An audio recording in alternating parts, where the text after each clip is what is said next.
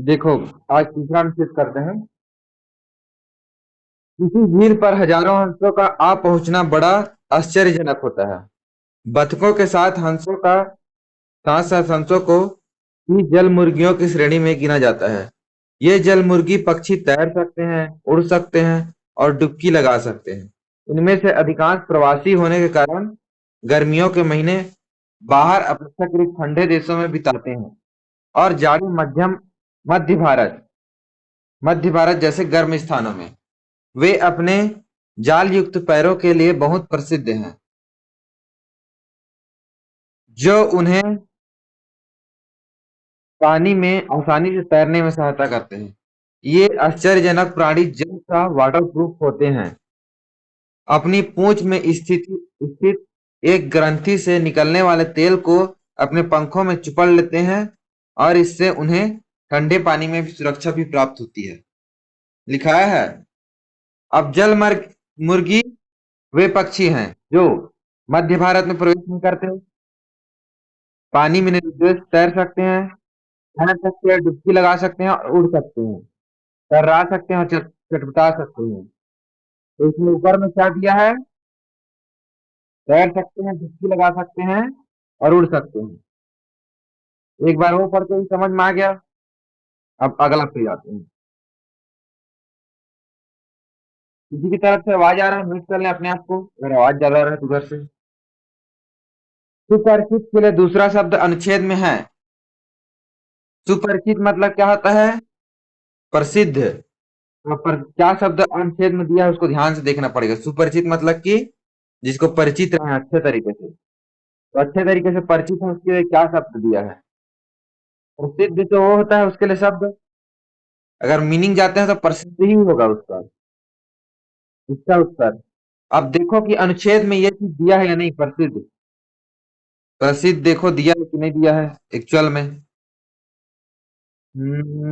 देखते जाओ देखते जाओ देखते जाओ देखते जाओ देखते जाओ।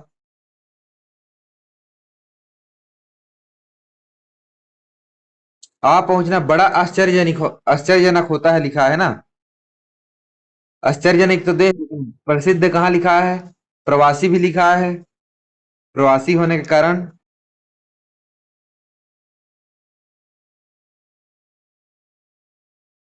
इसको ध्यान से देखते जाओ। जल युक्त पैरों के लिए बहुत प्रसिद्ध है, यहाँ पास लिखा है ना। तो प्रसिद्ध दिया है। अगर नहीं दिया रहता तो दूसरा आंसर हम लोग को खोजना पड़ता।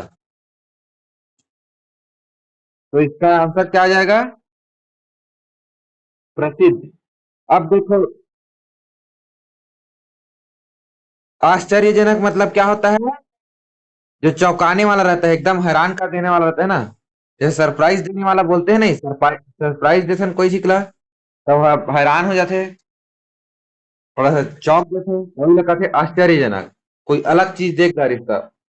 अब महत्वपूर्ण मतलब जैसे कि तुमन महत्वपूर्ण है, तुमन के अलग रोल हवे, इम्पोर्टेंस हवे। महत्वपूर्ण मतलब अप्रवासी मतलब जो एक जगह से दूसर जगह जाते, जो एक जगह से दूसरी जगह जाता है तो उसको क्या बोलते हैं? प्रवासी। प्र प्र अवासी। वासी मतलब कि हम निवासी सुने हैं ना, निवास प्रमाण पत्र बनाता है। तो वासी ले क्या करे थे? प्रवासी। प्रवासी मतलब कि बाहर जाते। अब प्रसिद्ध मतलब कि फेमस। अब सुपरिचित मतलब भी फेमस होते। फेमस या फिर क्या बोलना चाहिए और।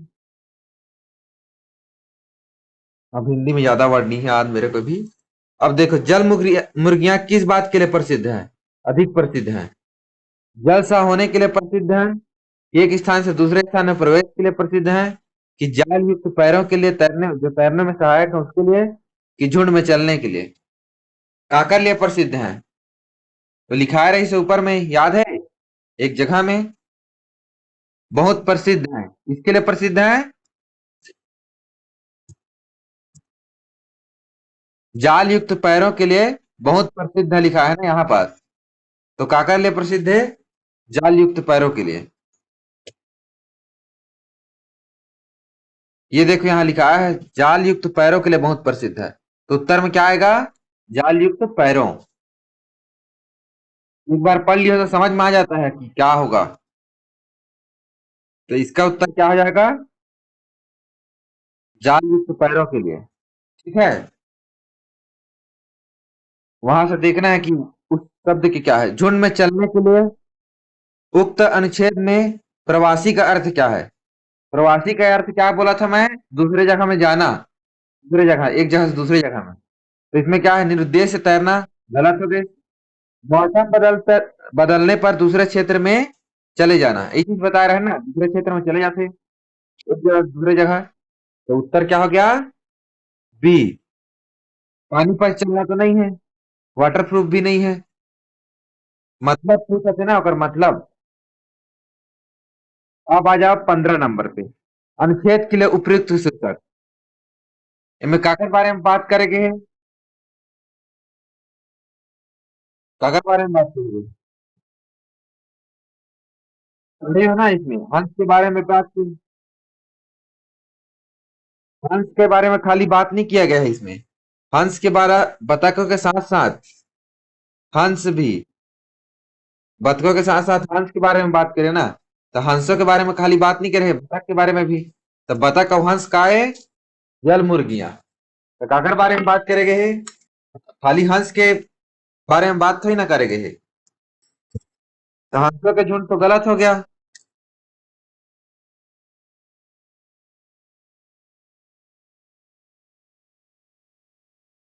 हंसों का झुंड गलत हो गया। जल से प्राणी भी गलत हो गया। जल मुर्गियों का बारे में बताया गया है ना इसमें, जल मुर्गी के बारे में। तो जल मुर्गियों का अनोखा संसार, मुख्य इन्हीं लोग के बारे में बात किया गया है मुख्यतः। तो इसलिए इसका वो शीर्षक यही होगा। ठीक है। अब अगला जाते हैं।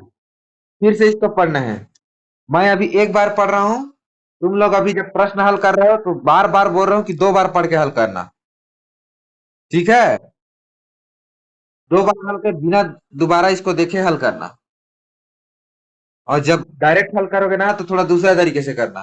सीधा हल करने का भी तरीका बताते जाऊंगा। अब देखो, इसको पढ़ते जाओ और मन में सोचते भी जाना, जो भी पढ़ रहे हो ना तो मन में चित्र बनाते जाना। एक दिन कुछ ग्रामीण ने एक आदमी को देखा जो, तो ऐसे मन में चित्र बनाना कि एक ग्रामीण लोग कहाँ खड़े हैं, समुद्र तट पर खड़े हैं। ऐसा टाइप के मन में चित्र बना के जाओ कर। तब पढ़ा था अब। एक दिन कुछ ग्रामीणों ने एक आदमी को देखा जो समुद्र तट पर खड़ा था। उसने पूरे कपड़े पहने थे परंतु बहुत भीगा हुआ था। ग्रामीण उसके अस्वाभाविक व्यवहार पर चिंतित हुए।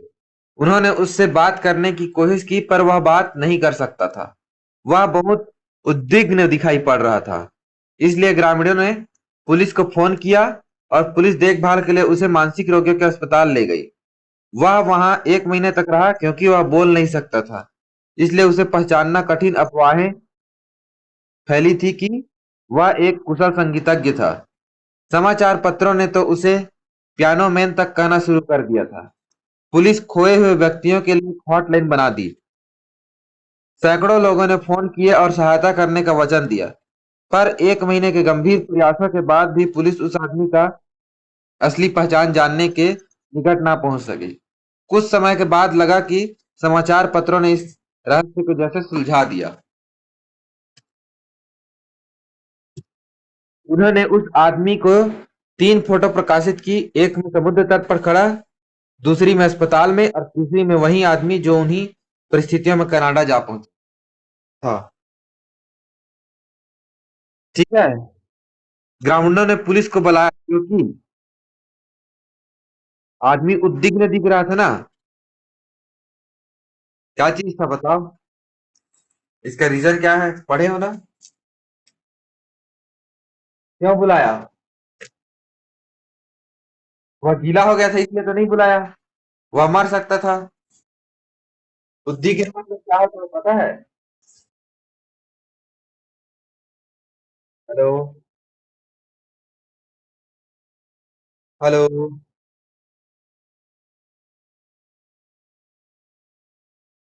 उद्विग्न मतलब क्या होता है पता है किसी को?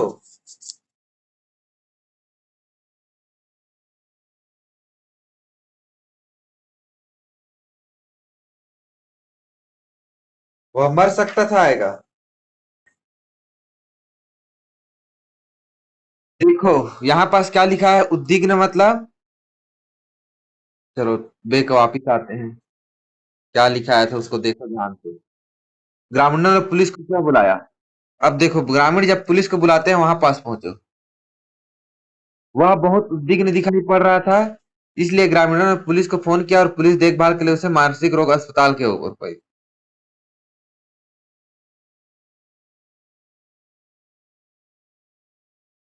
वह बात नहीं कर सकता था, है ना? कोशिश की पर वह बात नहीं कर सकता था। तो एक आदमी को देखा कहाँ थे, तब बोला पहचाने नहीं सकत रही थे नहीं। समझा? पहचानना कठिन था। ठीक है, सेकंड ले पुलिस माला बनना बुलाई। अब आगे आ जाते हैं, तो क्यों था? वे उसे पहचान नहीं पा रहे थे। उत्तर क्या है राइट इसका? क्या होगा और? डी। अब अगला आते हैं, पुलिस इस आदमी को अस्पताल क्यों ले गई?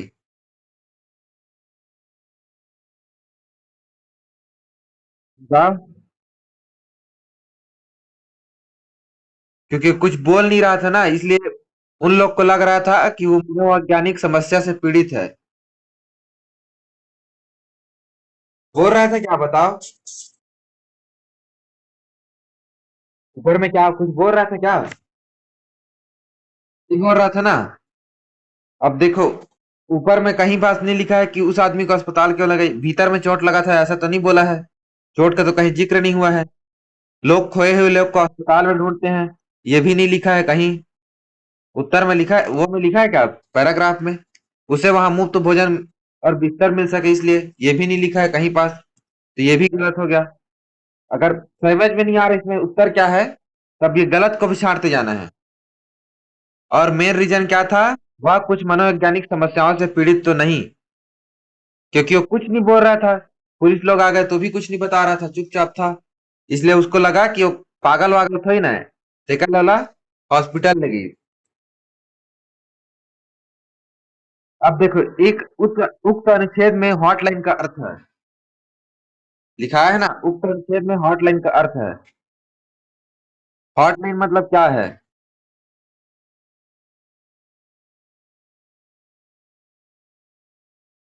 हॉटलाइन यहाँ पास आया था ना शब्द, हॉटलाइन शब्द यहाँ आया था देखो। यहाँ शब्द आया है, पुलिस खोए हुए व्यक्तियों के लिए एक हॉटलाइन बना दी। हॉटलाइन बना दी खोए हुए व्यक्तियों के लिए। सैकड़ों लोगों ने फोन किए। हॉटलाइन बना दे मतलब कि फोन नंबर कुछ दे दे, तब तो फोन करा थे ना, स्पष्ट। सैकड़ों लोगों ने फोन किए। फोन कब करी? जब हॉटलाइन बनाया है तेहा कुछ फोन चीज प्रोवाइड करी था। खाली खोए हुए व्यक्ति को बनाई थी ना, तो इमरजेंसी बरे है। तो क्या है गए? अब एकर उत्तर का हुई, आपातकालीन संचार के लिए सीधी टेलीफोन लाइन। यही चीज हुई ना उत्तर। तब तो फोन करत रही ना। बताओ, हॉटलाइन का अर्थ वही हो गया फिर 18वां। समझ गए?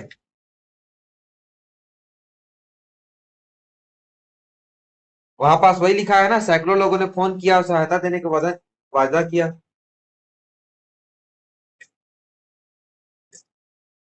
कैसे? अगर वो मोबाइल नंबर ही देते, खाली मोबाइल नंबर देते, तो उसी से वो सबको पता थोड़ी ना चल जाता। अब मोबाइल नंबर तुम लोग को दे दिए, एक मोबाइल नंबर दे दिए, तो हम लोग को सबको सही ना मोबाइल नंबर पता चल जाएगा।